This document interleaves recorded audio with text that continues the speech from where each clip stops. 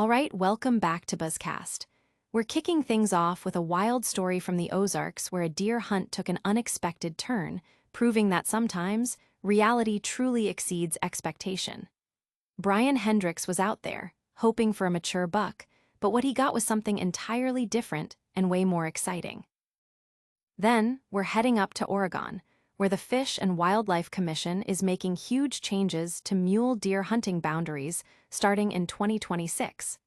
This is the biggest shift in decades, and it's going to impact how thousands of hunters pursue their quarry. We've got all the details on why this is happening and what it means for you. And speaking of Oregon, we're diving deeper into those new 2026 regulations. The ODFW is officially adopting new rules for big game hunting, moving away from old management units to focus on deer herd ranges. This is a game changer, and we're breaking down exactly what these new regulations entail and how they'll affect hunters across the state. Finally, we're shifting gears to talk gear, specifically the best deer hunting calibers for those legendary Midwest whitetails. We're breaking down the top choices, from the classic .3006 to the new .360 buckhammer, to help you make the perfect shot this season. Don't go anywhere. Like, subscribe, and ring that bell. Reality exceeds expectation in the Ozarks deer hunt. Sometimes, the hunt is about more than just the trophy. It's about the unexpected moments that make the story. Brian Hendricks found himself in just such a situation during a recent deer hunt in Washington County, Arkansas. While aiming for a mature buck with impressive antlers, his reality turned out to be a yearling buck with spike antlers in velvet, a first for him and an early opportunity to harvest a deer during the statewide bucks-only archery season. Teaming up with his friend Brad Conley, Hendricks was hunting on a productive stand Conley affectionately calls the Hendricks. Despite the desire for a trophy, Hendricks was realistic, especially given the property's location in a chronic wasting disease management zone, which made any antlered buck legal. He wasn't even expecting to see a deer, but as the game played out, his expectations were not only met but surpassed in a most unusual way. While listening to the Arkansas Razorbacks game, a deer approached, its scent carried by the breeze. Initially mistaken for a doe, it was revealed to be a young buck, presenting Hendricks with a unique hunting opportunity. The shot was true, but the tracking proved challenging in the fading light, leading to a humorous search with Conley that ended in the dark. The experience, though filled with unexpected twists, provided tender venison and a memorable tale. Social media buzzed with reactions to Hendricks' story, with many hunters sharing their own tales of unexpected encounters in the field. The Arkansas Democrat-Gazette's coverage highlighted the blend of luck, skill, and humor that defines the outdoor experience, resonating deeply with its readership. This hunt proves that the wilderness always has surprises in store. But what about the bigger picture of deer management? Get ready for a massive shift in Oregon's hunting seasons next. Oregon's mule deer hunt boundaries get a major overhaul. Oregon's Fish and Wildlife Commission has just approved a significant overhaul of mule deer hunting regulations, set to take effect in 2026. This isn't just a minor tweak. It's the most substantial change to hunting area boundaries in decades, moving away from traditional wildlife management units to a new system based on herd ranges. This strategic shift aims to better align hunting tag allocations with where mule deer actually live and migrate throughout the year, addressing population declines attributed to factors like predation, climate change, and habitat loss. The Oregon Department of Fish and Wildlife, after extensive research including tracking data from 1,400 collared deer, discovered that mule deer movements often disregard the outdated boundaries of the 47 units established in the 1950s. Biologists found that deer populations can vary significantly between summer and winter ranges, leading to potential miscalculations in tag allocations. For instance, areas like the Desolation Unit might have fewer deer during winter counts, but higher numbers during hunting seasons. Conversely, units like Ochoco and Sylvies might show inflated numbers during winter. The new system will define 22 herd ranges east of the Cascades, creating 43 new hunt areas that encompass the entire annual life cycle of a herd. While this change is solely for mule deer for now, The ODFW is also monitoring elk movements for potential future adjustments. Hunters and organizations like the Oregon Hunters Association are acknowledging the significance of these changes. While supporting the move to herd ranges for more accurate management, there's also concern about the potential confusion and adjustment period for hunters who are accustomed to traditional areas. The ODFW plans to be conservative with tag allocations in the initial years, 2026-2027, to manage hunting pressure and gather more data before fine-tuning the system by 2028.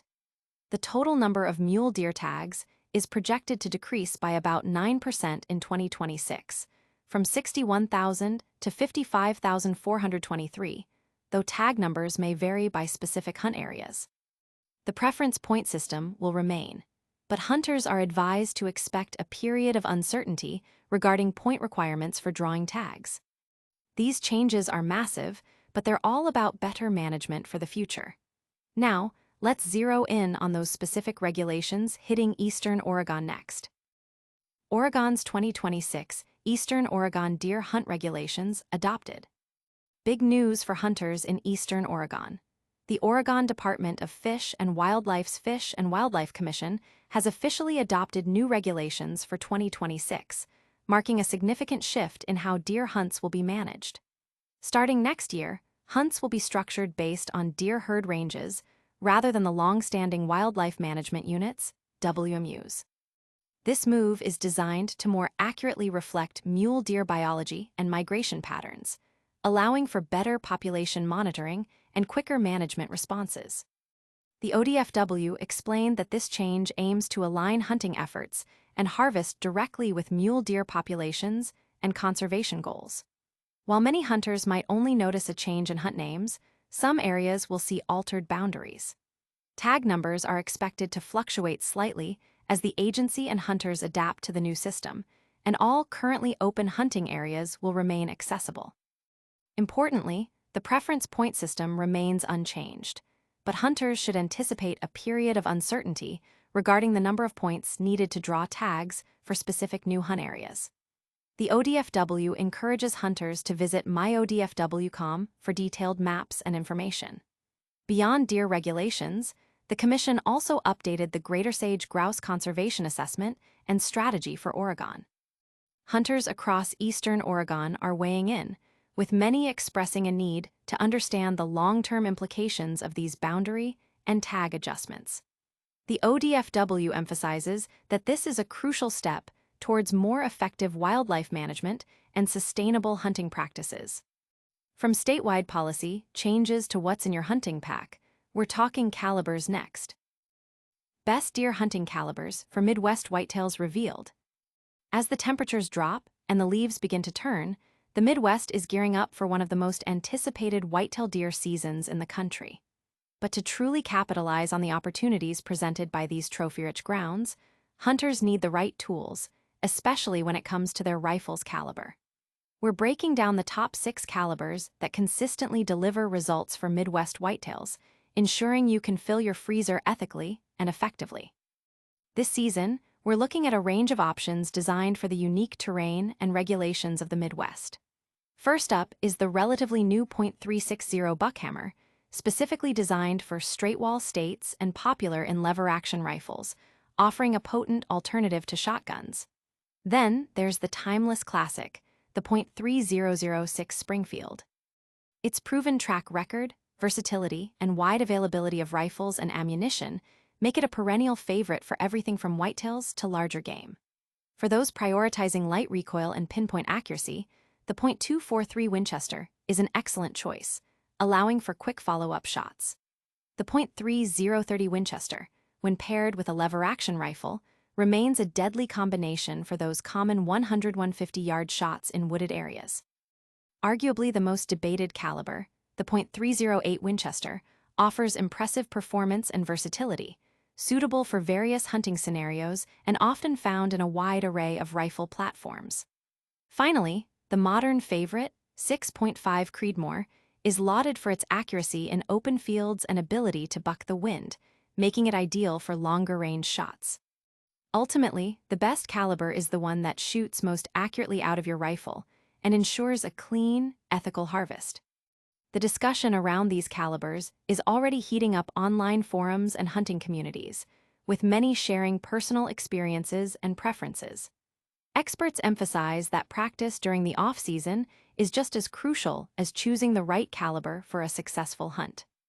That's a wrap on the gear talk. But before you go, stick around for a super fast recap of all today's top stories. And that's a wrap on today's Buzzcast. We heard about a deer hunt in the Ozarks where reality outshone expectation. Oregon is revamping its mule deer hunt boundaries, starting in 2026 with a new herd range system. Those specific Eastern Oregon hunting regulations have been adopted with herd range management, and we rounded it out with the best calibers for Midwest whitetails. What an episode!